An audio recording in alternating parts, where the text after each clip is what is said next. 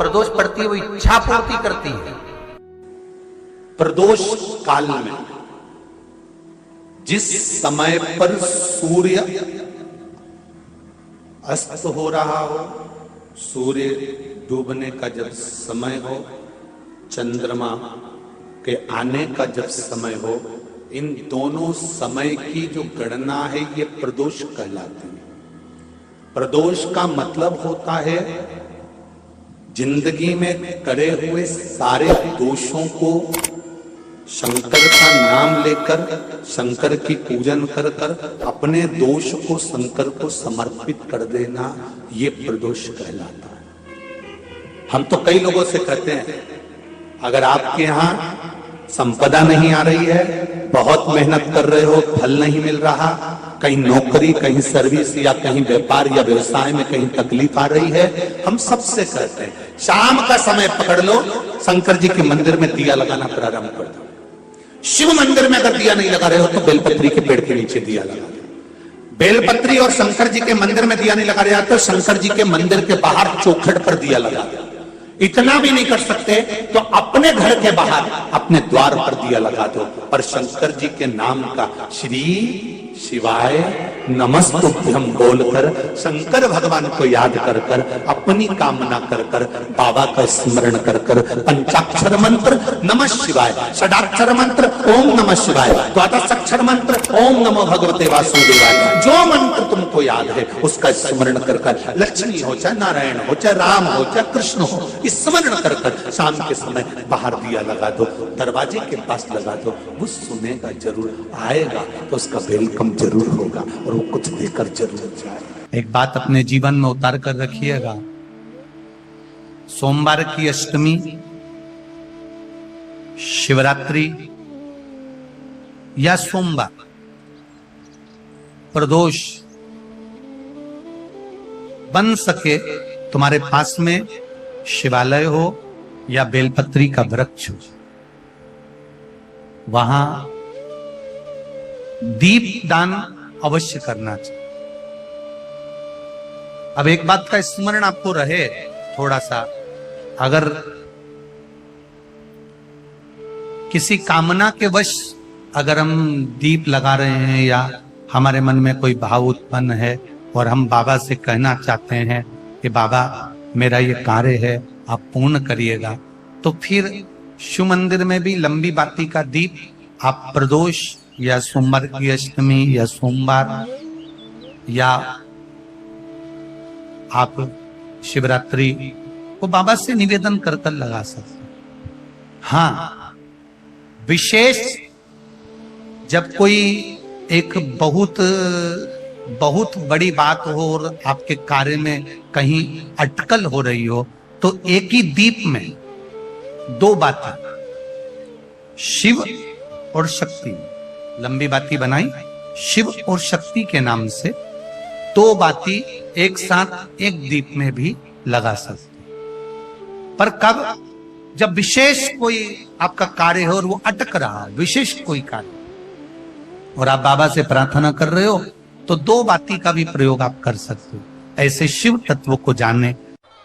जिस प्रदोष व्रत का हम वर्णन करते हैं, जिस प्रदोष के दिन का आपको बधाई कल हमने दी थी कि प्रदोष की आपको बधाई हो, प्रदोष शाम का जो समय होता है, प्रदोष काल जो होता है, उसका वर्णन जब हम करते हैं, ये प्रदोष की पूजन का विधान किसने बनाया, ये प्रदोष की पूजन का नियम किसने बनाया, ये प्रदोष की संध्या काल का, प्रदोष के समय का पूजन का विधान कौन बनाया, ये प्रदोष के समय पर एक बेलपत्र चढ़ाने का विधान किसने बनाया, प्रदोष के समय पर एक समीपत्र चढ़ने का विधान किसने बनाया, प्रदोष के समय पर अगर मान लो कोई भिखारी से भिखारी व्यक्ति भी है जो ठेला चला रहा है, उसके पास में खाने के लिए कुछ नहीं है, फटे कपड़े पहन रहा है, उसकी जिंदगी में कुछ भी नहीं बचा और कर्जे में लदालूम हो गया, एक चावल का दाना अगर वो प्रदोष के दिन, प्रदोष काल में शाम के समय पर शंकर के शिवलिंग पर चढ़ा देता है, तो 3 या 4 प्रदोष में उसका कर्जा चूकना प्रारंभ हो जाता है। प्रदोष का विधान, इतना ये प्रदोष का वर्णन करा किसने, इतना प्रदोष की महत्वता बताई किसने, कौन करे इतना वर्णन?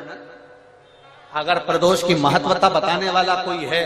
इसीलिए मेरे शंकर भगवान माता सती को लेकर कुंभज ऋषि के यहाँ, अगस्त ऋषि के यहाँ कथा सुनने के लिए गए थे, क्योंकि उनके बराबर कोई शंकर के महत्व को बता नहीं सकता और प्रदोष के महत्व को नहीं बता सकता। सती मैया को प्रदोष का महत्व बताने के लिए शंकर सती जी को लेकर कुंभज बाबा के यहाँ गए थे, अगस्त ऋषि के, कि प्रदोष के महत्व को तो जानो सती,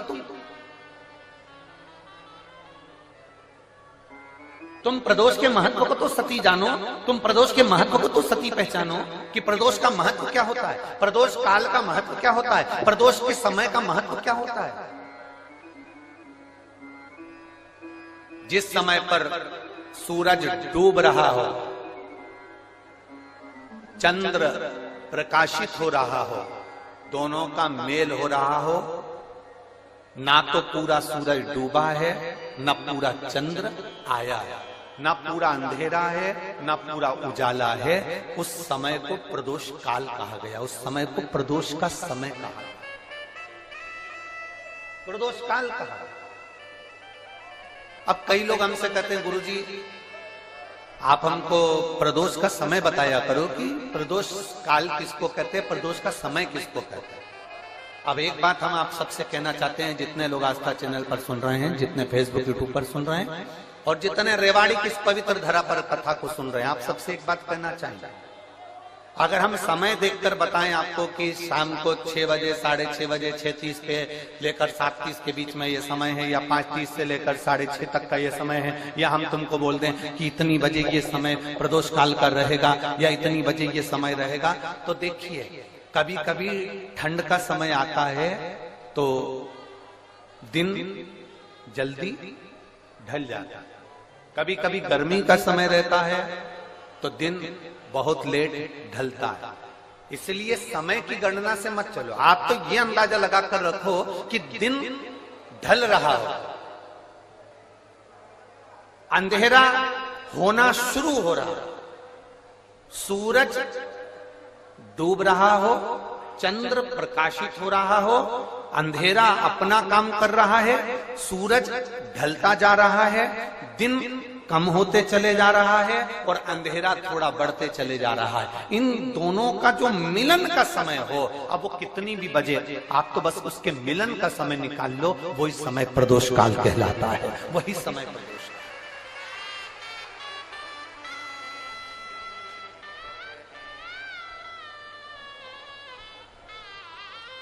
अब प्रदोष काल की पूजन का विधान किसने बनाया, कोई आपसे पूछे तो क्या बताओगे, जम के बोलो जल्दी से, कौन ने बताया था, अगस्त ऋषि। सबसे प्रयास करना, जब जब जिस जिस महीने में जो जो प्रदोष पड़ा करे, जब प्रदोष पड़े, बन सके 1 बेलपत्र, बन सके 5 बेलपत्र, शमी पत्र, हरे मुंह, हरा मुंह, बेलपत्र, एक कलश के अंदर थोड़ा सा पानी लेकर 1 बेलपत्र, हरा मूंग, शमी पत्र डालकर और उसमें थोड़ा सा गुड़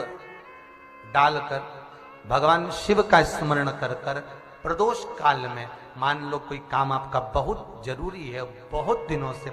आप थक गए हैं, नहीं हो रहा, कर्जा बढ़ रहा है, धन नहीं आ रहा, व्यापार नहीं चढ़ रहा, या कोई समस्या बहुत प्रबल है, कोई एग्जाम में बैठ रहे हो नहीं हो रहा,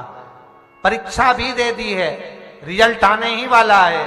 तो भी प्रदोष काल में, प्रदोष के समय वो जल, मूंग, समीपत्र और बेलपत्र और गुड़ का शंकर के शिवलिंग को समर्पित करना प्रारंभ कर दो। 2 या 3 प्रदोष करोगे, बाबा आपकी मनोकामना शीघ्र पूर्ण कर देगा। 2 या 3 करोगे, बाबा करेगा। कि हम अगर बीमारी के लिए कोई उपाय करें तो कौन सी प्रदोष पर करें, और लक्ष्मी के लिए कोई उपाय करें तो कौन सी प्रदोष पर करें, तो अच्छे से सुन लेना भाइयों। शुक्ल पक्ष में जो प्रदोष पड़ती है वो लक्ष्मी की वृद्धि के लिए होती है, कृष्ण पक्ष में जो प्रदोष पड़ती है वो रोग और बीमारी को मिटाने की होती है। तो जितने उपाय आपको प्रदोष के बताए जाते हैं उस हिसाब से आप करो कि शुक्ल पक्ष की प्रदोष है तो लक्ष्मी का कोई उपाय करना है तो हमें शुक्ल पक्ष की प्रदोष पे करना है। अगर हमें बीमारी से निपटने का कोई इलाज करना है या कोई उपाय करना है तो उसको कृष्ण पक्ष की प्रदोष पर करना है। अब शुक्ल पक्ष की प्रदोष, उसकी प्रदोष का दिन था, बैठा हुआ था।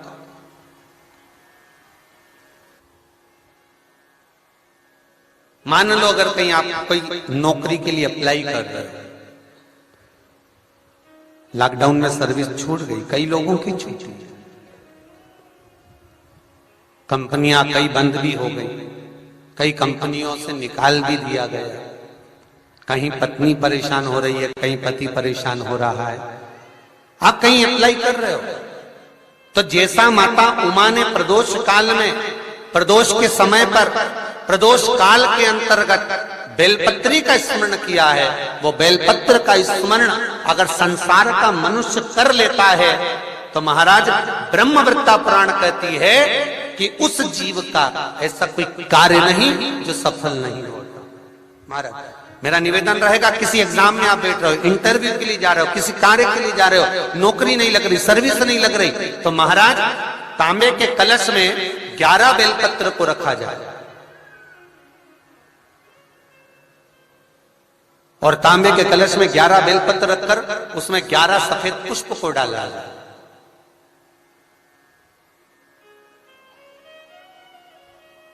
लाल चंदन घिसकर कटोरी में लेकर जाइए। प्रदोष के दिन, शुक्ल पक्ष का जो प्रदोष पड़ जाए उसके दिन शंकर के शिवलिंग पर लाल चंदन लपेटने से पहले शंकर की जो जलाधार,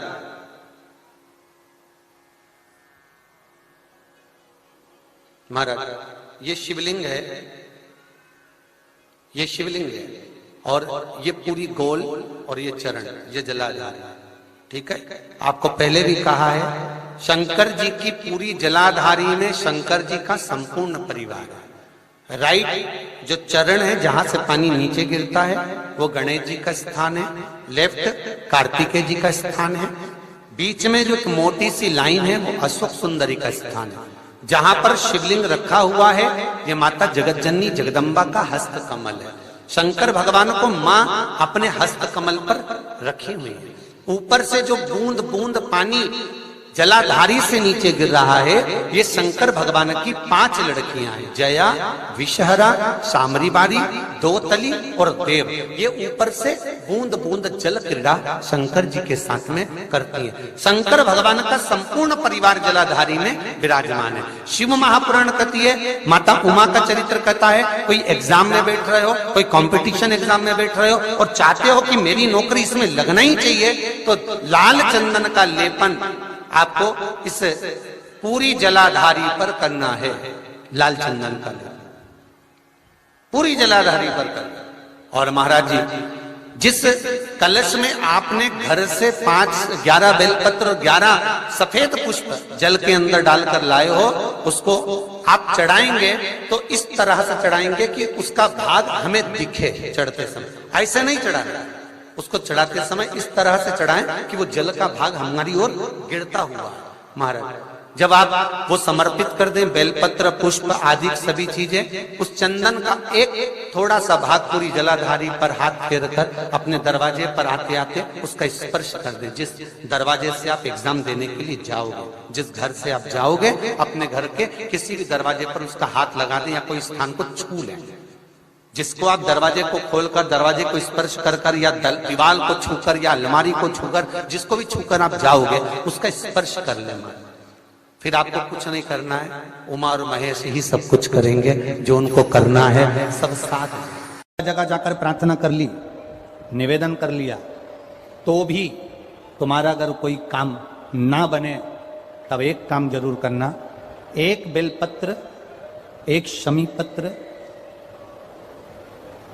एक कनेर का फूल देवाधिदेव महादेव को प्रत्येक प्रदोष के दिन शिवजी को जल चढ़ाकर समर्पित करना प्रारंभ कर दो। 2 या 3 प्रदोष निकलेगी, मेरा देवाधिदेव महादेव तुम्हारी झोली खुशियों से। सारी दुनिया का पुष्प, भाई भाई में विवाद हो रहा हो, जमीन के लिए विवाद हो रहा हो, किसी प्रॉपर्टी के लिए विवाद हो रहा हो, या किसी अन्य विवाद में पड़े हुए हो, या तुम्हारे दुश्मन बढ़ रहे हो, तो भी कनेर का पुष्प शिव को समर्पित किया जाता है। कनेर का पुष्प सुख प्रदान करता है। शंकर भगवान ने कहा जब प्रदोष काल हो, शाम का समय हो, उस समय पर बेलपत्री, पीपल और आंवले के नीचे लक्ष्मी तो कुछ देर के लिए विराजमान हो जाना। जो तेरे इन वृक्षों के नीचे शाम को दीप लगाने आए उसके घर तो पीछे पीछे चली जाना। बस इतनी कृपा कर देना। नवग्रह बेकार है, एक काम करना, रोज अपने घर से एक लोटा जल लेकर शंकर को समर्पित करना, और प्रदोष का दिन हो और प्रदोष काल हो, एक धतूरा शंकर भगवान को समर्पित करना प्रारंभ कर दे, तेरे सारे ग्रह प्रबल हो जाए। 20 प्रदोष में से कोई भी प्रदोष का दिन हो और प्रदोष काल में आप अपने घर से जल और एक हाथ में घी का भरा हुआ दीप लेकर जिस दिन शंकर के मंदिर में जाते हो, शंकर को जल चढ़ाकर हाथ का स्पर्श जलाधारी पर कर कर शिव मंदिर में दीप प्रज्वलित कर देते हो, 26 प्रदोष का पुण्य फल उसी क्षण प्राप्त हो।